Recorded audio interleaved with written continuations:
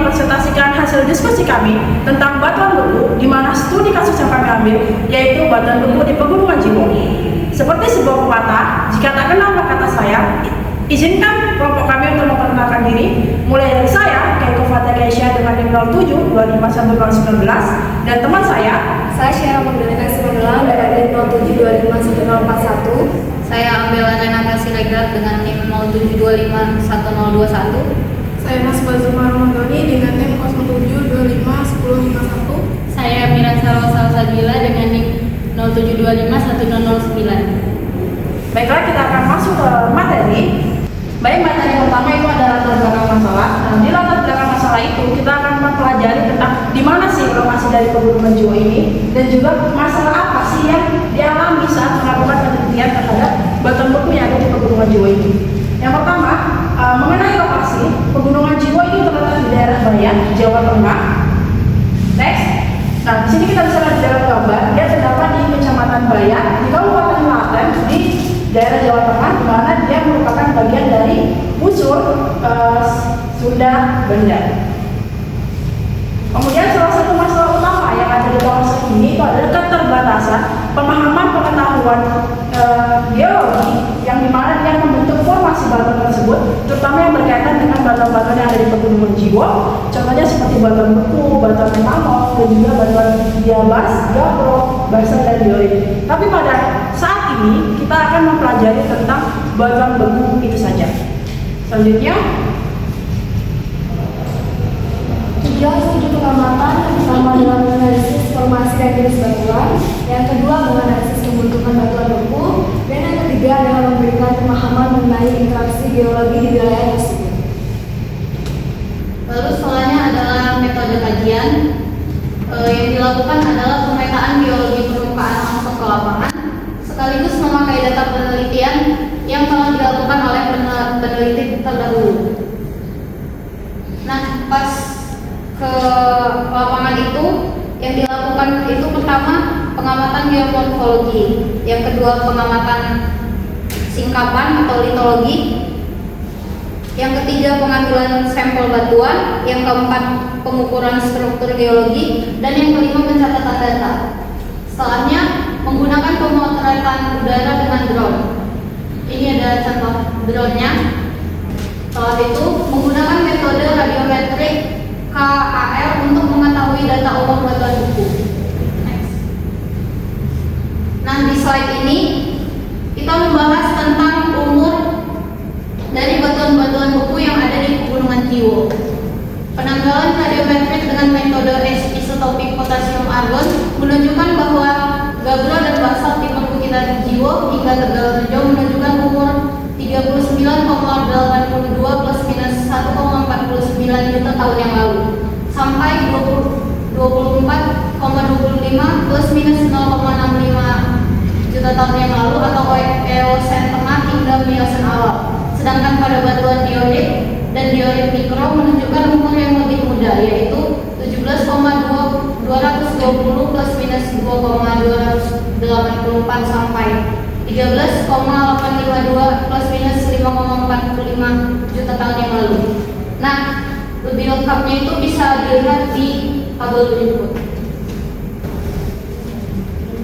Baik, selanjutnya kita masuk ke hasil diskusi studi pengamatan. Jadi sebelumnya batuan beku itu apa sih teman-teman? Batuan beku adalah jenis batuan yang terbentuk dari pendinginan dan pembentukan atau pemadasan magma atau lava. Nah, disebutkan di dalam jurnal bahwa di Pegunungan Jiwo Jawa Tengah itu ditemukan dua jenis batuan beku, baik yang muncul sebagai intrusi maupun yang muncul sebagai ekstrusi. Nah, yang pertama ada batuan plutonik dan batuan beku vulkanik. Yang pertama ada batuan beku plutonik. Contohnya ada gabro, gabro mikro atau diabas, dan diorit. Nah, batuan beku plutonik sendiri ini adalah batuan yang proses pembentukan atau pendinginan magmanya itu di dalam permukaan bumi. Nah, asalnya itu terbentuk dari magma yang membeku di bawah permukaan kerak bumi. Nah, waktunya sendiri itu dia mengerasnya lebih lama jauh berada di bawah permukaan bumi. Kemudian teksturnya sendiri, kristal mineralnya itu berukuran lebih besar atau lebih kasar dan dapat dilihat jelas dengan mata langsung. Nah, contohnya itu yang pertama ada gabbro. Nah, gabbro ini adalah jenis batuan beku yang memiliki ukuran kristal itu sebagian besar berukuran lebih dari 3 mm. Kemudian ada gabbro mikro atau diabas. Nah, itu batuan ini memiliki ukuran kristal 1 sampai 3 mm. Kemudian ada diorit, yaitu berukuran lebih dari 3 mm, dia kasar. Dan juga ada diorit mikro. Nah, dia lebih kecil ketimbang diorit, dia ukurannya 1 sampai 3 mm. Kemudian di sini ada batuan beku vulkanik. Jadi batuan beku vulkanik adalah batuan beku yang terbentuk dari pembekuan magma yang keluar ke permukaan bumi melalui letusan gunung berapi. Karena proses pembekuannya yang cepat, maka mineral-mineral yang ada dalam batu ini teksturnya biasanya halus atau yang biasa kita sebut akanitik. Kemudian ada di batuan beku ini yang ada di pegunungan Jiwo itu jenisnya yaitu batuan basalt. Batuan basalt itu di Gunung Jiwo terdapat di Yogyakarta.